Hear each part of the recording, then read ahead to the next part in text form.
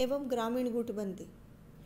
भारतीय ग्रामीण समाजों के सामाजिक संगठन में सामाजिक व्यवस्था और उसमें होने वाले परिवर्तनों का अध्ययन कई प्रकार से किया जा सकता है। भारतीय ग्रामीण संरचना का प्रमुख आधार जाति व्यवस्था है और जातियों में आर्थिक उच्चता व निम्नता भूस्वामित्व और भूमि की असमान वितरण के अनुसार होती है। तो इसके कारण जो है भारतीय समाज में हमें कई प्रकार की संगठन में अध्ययन के लिए कई प्रकार के रूप देखने पड़ते हैं। ग्रामीण सामाजिक संगठन के अध्ययन के जो आधार बनाए हैं वो है एक प्रभु जाति और दूसरा है गुटबंदी। प्रभु जाति वह जाति जो संख्यात्मक आधार पर गांव में शक्तिशाली हो और आर्थिक एवं राजनीतिक रूप से अपने प्रभाव का प्रयोग करती हो। कोई भी जाति प्रभु जाति हो सकती है, इसके लिए किसी जाति विशेष का होना आवश्यक नहीं है। प्रभु जाति के निर्धारक तत्व आर्थिक संपन्नता, जैसा कि परिभाषा में भी कहा गया है कि संख्यात्मक आधार के साथ साथ आर्थिक रूप से भी प्रभावशाली होना जरूरी है, तभी वह प्रभु जाति का रूप वह जाति के मतलब अधिकांश लोग आर्थिक रूप से संपन्न होना जरूरी है। राजनीतिक सत्ता, उनके हाथ में ग्रामीण राजनीतिक सत्ता भी होनी चाहिए। संख्यात्मक बाहुल्य, संख्या में भी ज़्यादा होना चाहिए। उच्च अनुष्ठानिक परिस्थिति और उनकी समाज में स्थिति भी उच्च होना चाहिए और शिक्षित भी होना चाहिए। शिक्षा होना भी बहुत आवश्यक है।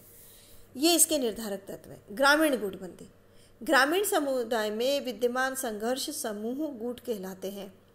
अधिकांशतः इन गुटों का निर्माण गाँव में अपनी राजनीतिक वर्चस्व को बनाए रखने के लिए और वहाँ के राजनीतिक पदों को प्राप्त करने के लिए ही मतलब कि गुटबंदी का निर्माण होता है। इसके अलावा गुटबंदी का एक मुख्य कारण कृषि भूमि भी होता है कि हर गुट का व्यक्ति अधिक से अधिक कृषि भूमि को अपने अधीन करना चाहता है। तो इसकी जो विशेषताएं होती हैं वो निम्न है।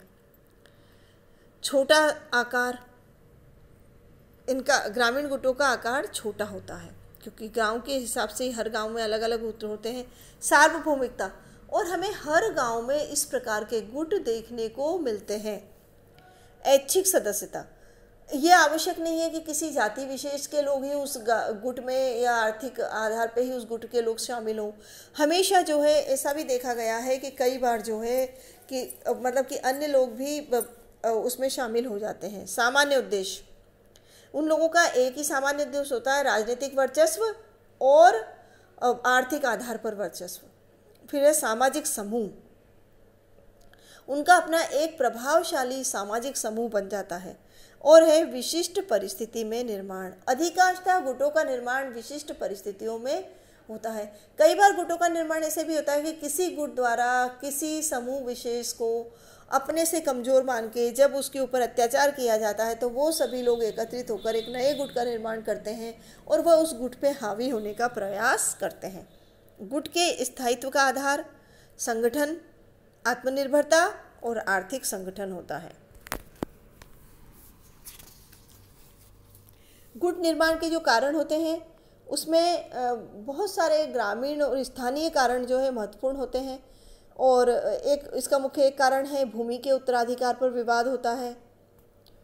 हर व्यक्ति जो है वो अधिक से अधिक कृषि भूमि या भूमि अपने अधीन करना चाहता है और जिनकी आपस में भूमि मिलती है कि सरहदें मिलती हैं उनमें अधिकांशतः हमें इस प्रकार का विवाद देखने को मिलता है।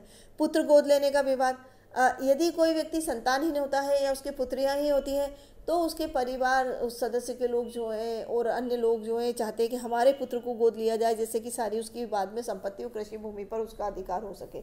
सिंचाई और मकान संपत्ति का विवाद, सिंचाई के लिए जो पानी हो वो अधिक से अधिक हर व्यक्ति अपने खेत में लेना चाहता है और कई बार ऐसा होता है कि प्रारंभ वाले खेत के मालिक सिंचाई की नहरों से सारा पानी ले लेते हैं और जो अंतिम छोर पे जो नहर के खेत होते हैं उनमें उन्हें पानी मिलता नहीं है। तो ये मकान और संपत्ति का विवाद भी इसमें मुख्य कारण होता है।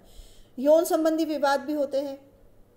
कई बार आपस में जो संबंध होते हैं महिलाओं पुरुषों के वो भी इसमें मुख्य कारण बन जाते हैं। हिंसा हत्या संबंधी विवाद, अधिकांशतः ग्रामीण समाज में एक गुट के द्वारा अगर दूसरे गुट के किसी व्यक्ति की हत्या कर दी जाती है या उसकी मारपीट की जाती है तो दूसरा गुट भी बदला लेने के लिए फिर इसी प्रकार की प्रक्रिया को अपनाता है। और अंतर जातीय विवाद भी हमें देखने को मिलते हैं। गुट संबंधों की प्रकृति जो है वो आंतरिक गुट संबंध होते हैं और अंतर्गुट संबंध होते हैं। भारतीय ग्रामीण गुट समाज के जो लक्षण हैं वो है सामाजिक तथ्य के 3 भागों में हम विभाजित कर सकते हैं। सामाजिक तथ्य के आधार पे, आर्थिक तथ्य के आधार पे और राजनीतिक तथ्य के आधार पे। सामाजिक तथ्य के आधार पे अगर हम देखें तो इनमें जातियों में संस्तरण देखने को मिलता है। जजमानी प्रथा का ह्रास होने के कारण भी जो है वो हमें गुट देखने को मिलते हैं। जातियों उपजातियों का विखंडन होने के कारण हितों की रक्षा, जातियों की धार्मिक उच्चता और जातिवाद, ये कुछ प्रमुख सामाजिक कारण हैं गुट के।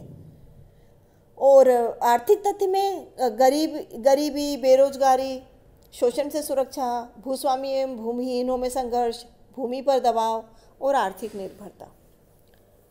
राजनीतिक तथ्य में आता है राजनीतिक दलों का प्रवेश। ग्रामीण स्थानीय राजनीति में राजनीतिक दलों का प्रवेश होना, संख्यात्मक बहुलता होना, प्रजातंत्र, गुप्त मतदान की प्रणाली, वयस्क मताधिकार और प्रभुत्व का प्रदत्त और से अर्जित की ओर परिवर्तन होना, ये सब मुख्य कारण गुटबाजी के हमें देखने को मिलते हैं।